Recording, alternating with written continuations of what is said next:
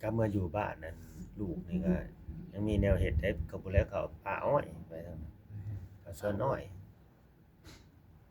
พาเมียไปตัดอ้อยไปแล้วแล้วก็เคยตัดนำเจ้าอยู่บ่ ตัดตัดซอยกันอยู่เนาะตัดจะไปนั่งเบิ่งติตัดลองไปตัดอ้อยตัดของอ้อยของกองกับกองคือกันของอยู่สวนเฮ็ดอยู่มันวางไปอยู่ในสวนหาตัดอ้อย อ๋อสองคนนี่ก็สู้ชีวิตผู้แต่จักสู้ไปแนวใดพี่น้องเอ้ยสู้บ่ถูกปองถูกทางบ่โดนจังใดจังพอได้ส่ำนี้หรือว่าอีกมุมหนึ่งแบบเขาเจ้าแบบสิเฮ็ดหยังก็แบบว่าบ่ตั้งใจเฮ็ดนั่นนั่นบ่ประมาณนั้นแหละ ตั้งใจอยู่เนาะไอ้จอย แต่ แบบลงมือเฮ็ดอีหลีหั้นนะเป็นจริงเป็นจังสู้เบิ่งจักตั้งหนึงนี่นะตัดน้อยนี่เฮาบ่ได้ลงทุนหยังได อืม เออตัวนี้บ่ได้ลงทุนคือเจ้าขายของอย่าลงทุนไดตัดน้อยเฮาจะเอาเถือดเอาแต่เหือดแต่แห้งเอาได้เป็นทุนเด้อันน่ะ ได้น้อยได้หลายกันแล้วแต่เฮาเฮ็ดบัดนี้ อยู่กับเฮาโลดแล้วตัวนั้น แม่นความสามารถเฮา อืม คันเฮาเฮ็ดไว้นี่ก็เฮาก็ได้เงินหลาย แม่น เฮาเฮ็ดเหมาเด้ อืมตัวลงทุนค้าขายนี่ตัวนี้คันลงทุนหลายก็ถ้าว่าขายได้หลายก็ได้กำไรหลายถ้าขายบ่เบิดนี่ตี้ใจเราขายบ่เบิด ขายบ่เบิดนี่ เมียบ่ให้ยังขายอยู่เนาะ เออ ไอ้จอยขายบ่เบิดมากลับมาเมียให้อีกที่มันอุกใจ เมียก็หาอีกทุนก็บ่เห็นกำไรแฮงบ่มี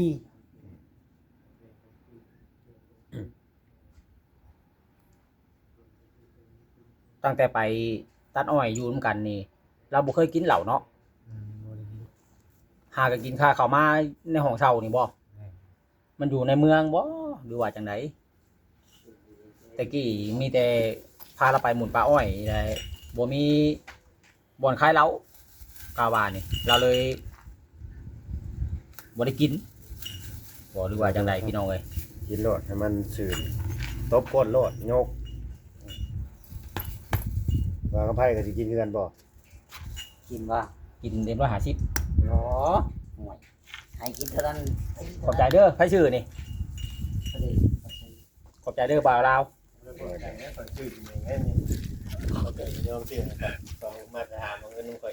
แม่นบ่บ่าวจอยแม่นบ่จะถามเอาเงินจะเบาเวียกอีกบ่บ่ว่าดอกบ่าวจอย ต้องขอคุมสัญญาณบ่ได้ บ่มีบ่แล้วกันกัน ก็ลงใส่ ของเวียกนี่ น้ำมัน เดียวโซกิ เมื่อวานนี่ สัญญาณในเมืองคือห่วยแท้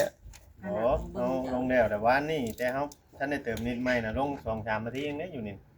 ของข่อยนั้น1ชั่วโมงกับ5นาทีข่อยนั้นลงนี่นะ ยันแม่อยู่ซั่นนี่ ว่าครับมันเป็นแต่ละเครื่องเนาะคือกันเนาะ มันบ่ไปบ่ เป็น มา แต่ละเครื่องเลยคือน้ำยิงต้อนนี่ได้ตึง มัน ตึ ขึ้น ง หามันขึ้นหาจีนี่ครึ่งชั่วโมง 5G อยู่ 5G ปลอม หาจีแล้วหาจีมันบ่ไปบ่มา หาย่างพวกหาย่างฮวนมันบางห้องย่างฮวนบ่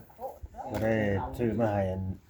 ไปหมดเพิ่นเนาะบ่ให้เพิ่นตื่นตานอน ให้เพิ่นช่วงรอจักหน่อยก่อน เรานอนฮอดบ่ชั่วโมงยังบ่ฮอดก็นอนมุงแนวหากระวางโทรศัพท์กับเฮาแล้วเฮาก็โทรหาเจ้า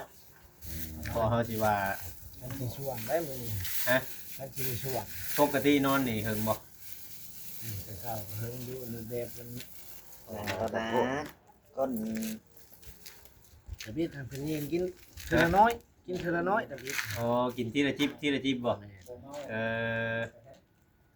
บ่ได้เอาเจ้าเห็นอะไรบัด มาย่างมาแล้วก็จับกระทูกมาแล้วก็ไข่พาด งัดปากขึ้นเลย งัดปากขึ้นหายลงเลย โอ้หลายจริงๆกว่าจอยก็ แต่มันเบิดไว โอ้เพิ่นชื่อมาตุกใหญ่แต่บ่ หัวตุกน้อยนี่ เออ ตุกอันปุ้ม อืม ๆตุกช้ำนี่แหละ อืมได้ดีเจ้าก็เนาะ ทำได้ซื้อ กินเบิด เราบ่ให้จะว่า กินแล้วนั่งเฮิงตื่น เป็นจังไดคือเว้าคือได้ยินข่าวว่าลากับน้องเอเมื่อวานน้องเต้อยากให้เจ้าเลิกบ่เพิ่นเด้ออยากให้บ่ ใ นะ เว้ากันรีดเว้ากันดีอยู่เว้าไปลามไปแล้วใช่กันมัน อืม ดังดัง เรากับคนเมาเนาะอืม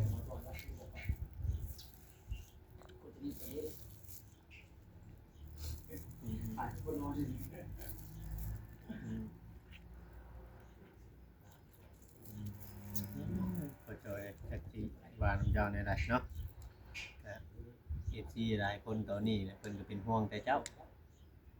เรื่องอยากได้เงินได้คำนำชุมเฮานี่ชุมเฮาก็คือสิช่วยบ่ได้ทำไมเราพอเจ้าเบิ่งในบ่คลิปที่ว่าเราลาเบิ่งอยู่บ่คลิปเป็นด่าเฮาได้เฮาลงเมื่อคืนนี้นะนั่นแหละเพราะว่ามันปิดบังบ่ได้เพราะว่ามันถ้าว่าเฮาเฮ็ดเฮาก็อยากให้คนหักคนแพงเฮาสิมาปิดบังแบบมานี่จังหน่อย FC ก็สิชังเฮาอีก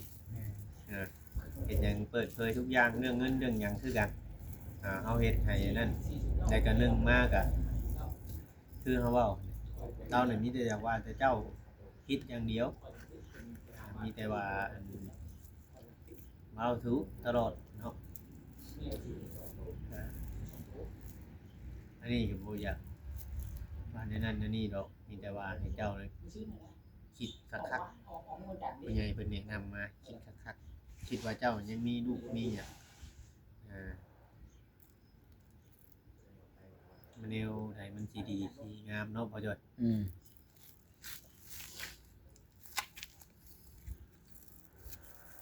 การคือว่าเมื่อวานนี่ถ้าเจ้ากลับเมื่อนี้ผู้ใหญ่เพิ่นเอาเงินให้เมื่อวานนี่แต่ว่าเจ้าอยู่โตว่านี่เงินบ่ได้เงินถ้าเจ้าเมื่อเจ้าอยู่ผู้เดียวเจ้านี่เจ้าหาสมมุติเจ้าหาให้นี่เจ้าไล่กลุ่มชีวิตเจ้าผู้เดียวสมมุติตอนนี้ลูกยังบ่ได้อยู่นำเนาะต่อไปเจ้าว่าถ้าว่าเจ้าเติบโตแล้วก็ลูกเต้าบางเทื่อบางทีเขาอาจจะงูมาหาเจ้าก็มีเฮาเว้าบ่ได้ตัวนั้น มาได้ใส่โอ้ยดี มันยังบ่จอย ไม่ใช่ถือเลขให้คอยชื่อกินนิดหน่อยเอง ถือเลขได้มื้อนั้นน่ะเมื่อไปหาพระอาจารย์มีตานะ เด็ก5ตัวผู้ได้อย่านั้นน่ะบ่ตาย นั่นว่าเพิ่นบอกว่าจอยนั้น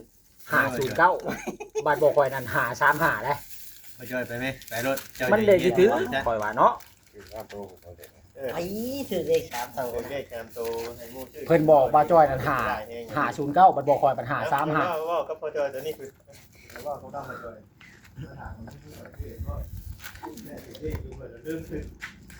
ก้อนเล่ว่าใคร ไปก่อนแล้วนี่คือวิ่งหลายหลักข้ามกันได้แบบขอโทษขออภัยเนาะทางเมียกันนอนเลยเนาะจักว่าบ่ได้อาบน้ำบ่จักบ่อ้ายจอยแต่ว่านี่ยังบ่อาบน้ำจำเมียน่ะป๊าดเนาะลึกกะลีซะอันนี้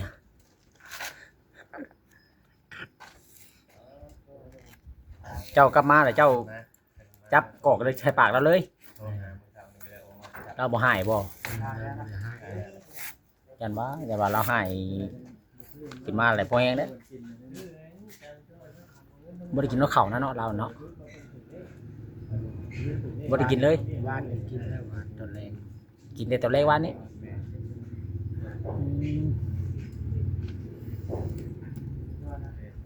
เฮาเบิ่งเล่านี่คือสิแบบว่าเรื่องเคยกันกับมัน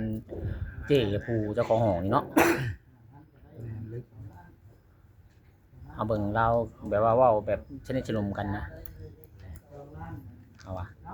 ลักษณะว่า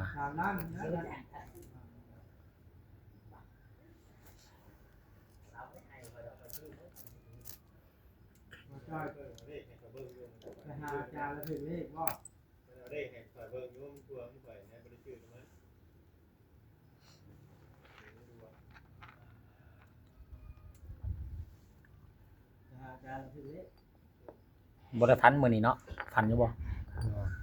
เหล็กลาวเด้อมื้อนี้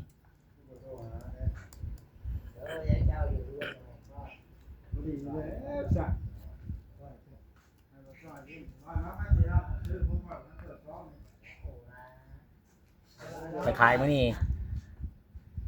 ซื้อไป150,000ขายทั้งทุนทั้งกำไรได้เท่าไหร่บัดนี้ ได้พัน กำไร50มันก็ได้200,000แล้วนะทางทุนทางกำไรนะ พัน แล้วสิเอาเงินนั้นขายได้มื้อนี้บ่นั่นสิไปซื้อไปลงทุนมื้ออื่นน่ะหรือว่ามีแล้วอันทุนน่ะ มื้อนี้ สิเอาเงินขายมื้อนี้นั่นไปซื้อไว้ขายมื้ออื่นบัดนี้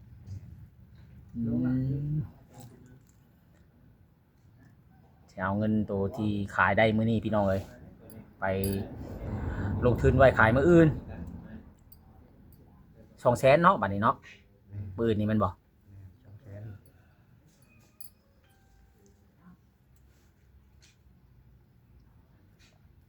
มีเท่านั้นบ่เงินที่จะไปลงทุนมื้ออื่นน่ะหรือว่ายังมีอีก มีเท่านั้น มีเท่านั้นเงินผู้ใหญ่เพิ่นให้ตอนนั้นตะกี้ได้เบิดแล้วไปเปลี่ยนนั่นลูกสูบรถมาบ่ แม่ แล้วก็ชื่อชื่ออันนั้นแน่แต่หยุดแล้วเนาะที่ว่าจะไปชื่อไก่เลาะชื่อไก่มาขายนะ หยุดก่อน เป็นจังได๋อะจอย เป็นจังได๋คือว่าหยุดก่อน มันราคาไก่ยังขึ้นช่วงให้มันวิทย์อันนั้นกูจีนนี่ ให้วิทย์กูจีนซะก่อน แม่ ให้ราคาไก่มันลง แม่ ไก่มันแพงว่าสิซะเนาะ แม่ ตัวนี้นั่นเฮาต้องได้ใช้เงินเฮาต้องได้ใช้ทุนหลายเนาะ หลายเลยต่อไป ตัวละตัวได้บัดนี้ก็เลยหยุดก่อน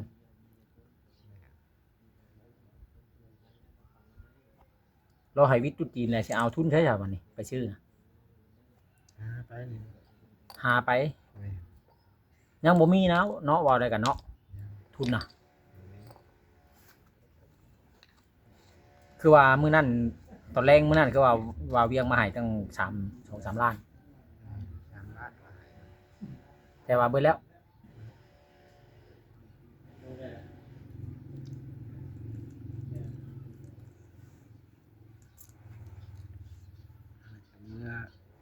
เมื่อนั้นก็ให้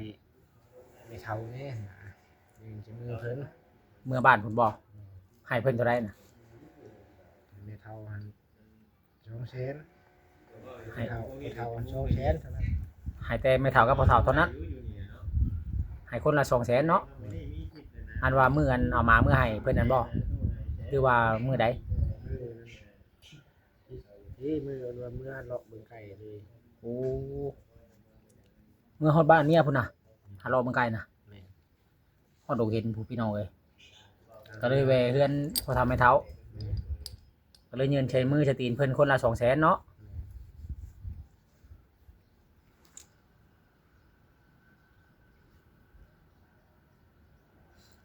แล้วบัดนี้คันทุนเบิดแล้วสิเฮ็ดจังได๋ซะบัดนี้คันเฮาสิเริ่มไปต้นไปซื้อไก่บัดนี้ไก่บัดแพงนะบัดนี้คันว่าเงิน 2-3 แสนนี่ได้จักโตได้โตหนึง2โตปานนั้นเด้เนาะ ได้2-3 ตัว มันต้องได้ใช้เงินหลายได้พี่น้องเอ้ยคันว่าไปซื้อไก่แต่ตอนนี้ยังว่าไปรอขายขนมพุ่มพวงบางมื้อก็ขายได้ขายเบิดแต่ยังขายแน่บัดมื้อขายบ่เบิดเด้บัด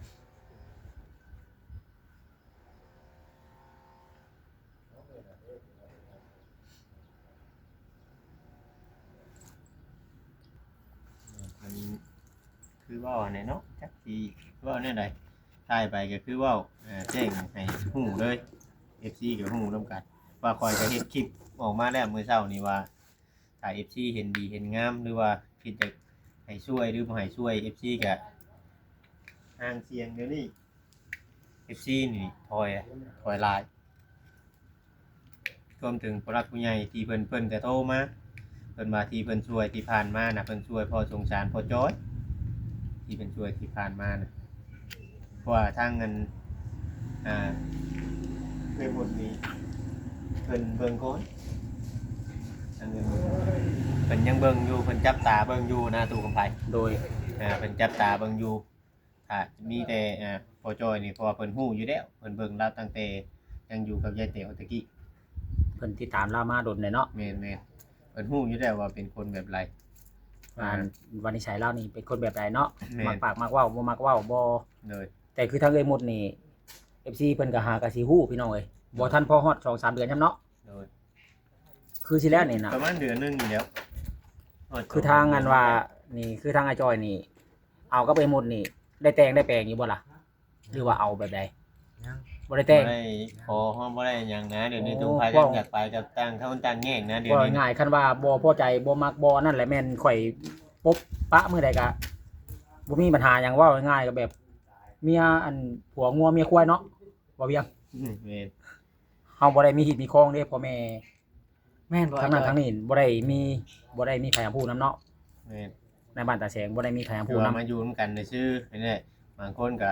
FC ว่าเรื่องของผัวของเมียจุมเจ้าอย่าไปยุ่งวุ่นวายหลายเขาว่าเข้ามาหานี่ย้อนว่าเป็นห่วงพ่อจ้อยนั่นแหละพี่น้องเนาะเป็นห่วงพ่อจ้อยเพิ่นนี่แหละบ่อยากให้เราเสียน้ำตาอีกครั้งบ่ง่ายจ้ะเนาะว่านี่เฮาอีบาปเรากระปึกกระปีกมาโดยให้กระปึกกระปีกอยู่ FC ผู้บางคนก็ให้น้ำเจ้าอยู่ได้บางคน เพิ่นก็FC ส่วนหลายก็มีแต่ว่าสงสารทางอันอาจอยสงสารนั่นตาจอยเด้ว่าซั่นกระบาปลาว นี่ มาอุตส่าห์ว่าอันสิอยู่นำเมียว่าให้เมียนี่พาค้าพาขายสุดท้ายบัดไปขายเครื่องบ่เบิดกลับมาห้องบัดเมียแฮงเว้าให้มาว่าให้อีกอะนะหลายคนก็กระบาดทางอันอาจอยหลายเมื่อวานนี่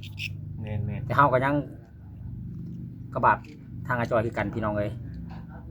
เพราะว่าการค้าการขายนี่ ๆในอันเวลาจะอยู่ร่วมกันกับเรานั่นจะเว้านำเราอยู่ว่าข่อยผิดหยังเจ้าจังอยากให้ข่อยยอมเปลี่ยนยอมแปลงเจ้าเว้าอยู่เว้าอยู่เดี๋ยวละว่าในใดจ้ะ บ่ได้ผิดเพิ่นเว้า บ่ได้ผิด อืม คือเว้าจ้ะบัดเว้าในคลิปคือเว้าจ้ะ แล้วบอกว่าในคลิปเพิ่นไผผู้เว้า มีแต่ว่ามันจะเป็นอะไรมันจะหาย เป็นอะไรอย่างให้ อย่างให้ก็ต้องมีเหตุมีผลเนาะว่าเวียงเป็นหยังจึงอยากให้เลยมาเว้าให้ เจ้าบ่ได้ให้บ่เราอัน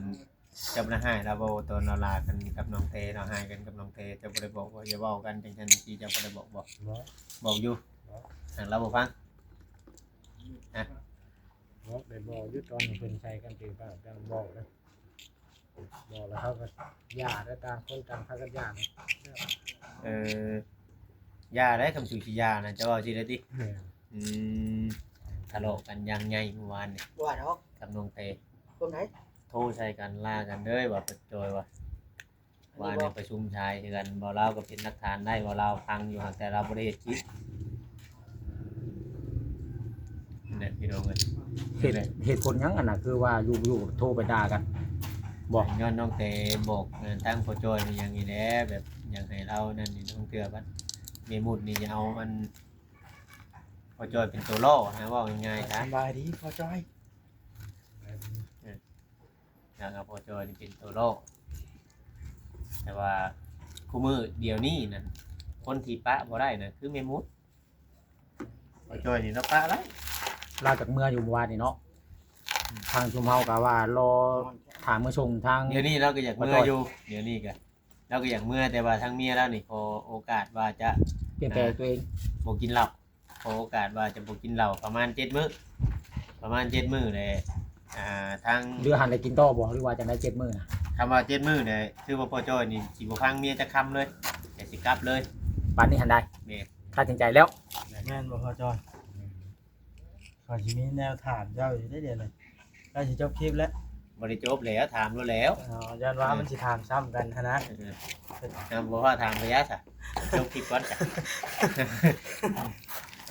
พี่น้องเนาะเดี๋ยวสิบ่ยังสิจบคลิปก่อนเด้อจ้ะเด้อเดี๋ยวบ่ถามเนาะคลิปนี้ก็ประมาณนี้แหละถ้าว่าผิดพลาดมันกับคนที่มาไปหลาย สองกันเลยดิ สบายดี พี่น้องทีมงานก็มาถ่ายก่อนเพราะว่าใครสิถาม